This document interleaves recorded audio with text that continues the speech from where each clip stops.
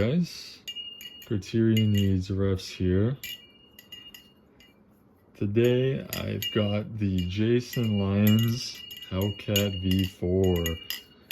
He is the maker of the Slimline, the Hellcats obviously, and I think he does some fixed blade and folding knife work. But today I'm reviewing the V4 Hellcats. Now, I wasn't really familiar with JLyons' work until about last December, yeah. And I got to try my buddy's Hellcat V3. It was in a different configuration than this Tanto, and I really enjoyed it. At the time I had a JK Designs embargo, and I will admit I was a little jealous because despite how similar they looked, the Hellcat flipped a lot better, and now I'm here and I have one. I got this guy for about, I think it was $11.50 for the base model, and with that you just get satin finished handles. It's just kind of like the flats here, but all around, and also the blade is matched satin finish. Now, I had this sent in for a refinish because of one thing that really annoyed me, and I'll post a picture right now. It was this really, no, first of all, there were two things actually. It was the fingerprint magnet, kind of. There's a fingerprint magnet, I think, specifically on the blade and the handles. It really annoyed me because I like keeping my knives, And I found myself wiping it endlessly, which really annoyed me because I don't like doing that. I just like flipping and not thinking about anything. I sent it back to him and he charged me about $50 to have it refinished, which is very reasonable. I think, yeah, $50, not including shipping. And I had it stone washed and light acid dipped, and then the handles were sandblasted, and then I had all the flats sanded out, so it's kind of like the original finish. And I think it looks really good with this T15 that he uses, this blackened hardware, kind of matching the aesthetic all around. What I really like about his knives are that they've got girth to them. I mean, like, look at the blade in comparison to the handles here. Let me get my tack, for example. Like, it's just so much thinner compared to the Hellcats here, and I think that makes for a really nice knife aesthetically. So Hellcats are mid-tex, which means half of them are half of the knife is machined and then half is hand done. In this case, the blade was hand ground and the handles he milled himself.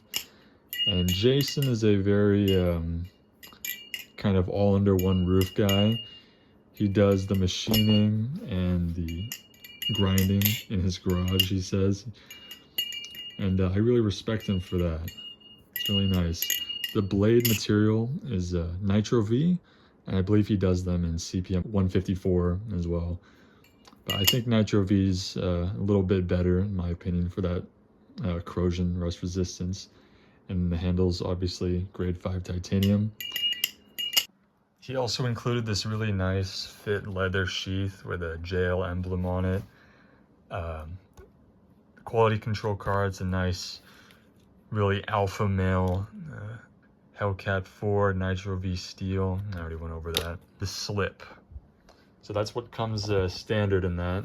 This is a JL Nuck. I think he just threw this in because he likes me or something, but I don't think these come standard with the Hellcats, unfortunately. So if you want one, you're gonna have to hit him up for it or bug him about it. Don't do it. Let's talk about the noise, because I think that's what a lot of people notice when they first pick up a Hellcat or see somebody flipping it. It's this nice ring. Like, just listen to this thing, dude. It's not like a squid trainer ring with the blade. It's these nice tuning fork kind of cutout handles.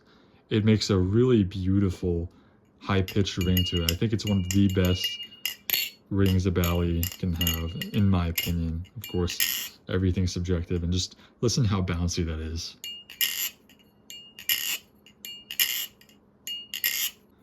And yeah, it's pretty comfortable in the hand.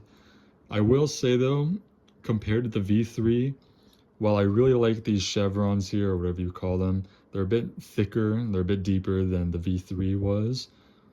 And don't get me wrong, I really like the aesthetics of the V4, but I liked how smooth the V3 was, because it didn't really have these deep cutouts here, as well as the jimping. He did change the jimping on the V4.